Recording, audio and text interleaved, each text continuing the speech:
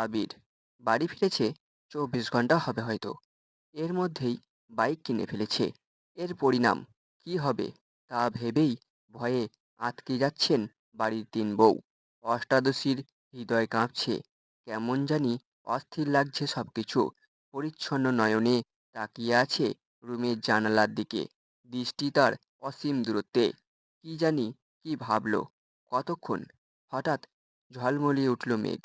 সঙ্গে সঙ্গে চোয়াল শক্ত করে নিজেকে নিজে প্রশ্ন করলো, বাই এনি চান্স আমি কি হিটলারটার ওপর ক্রাশ খেয়েছি? শ্বাস ঝেড়ে নিজের মাথায় গাঁটটা মেরে মেঘ বলে, ছি মেঘ ছি, কী সব ভাবছিস তুই? কেউ কি তার চাচাতো ভাইয়ের ওপর ক্রাশ খায়? ভালো ভদ্র হলেও মানা যেত, এমন গুরুগম্ভীর বদমেজাজি আর হিটলার স্বভাবের কেউ কি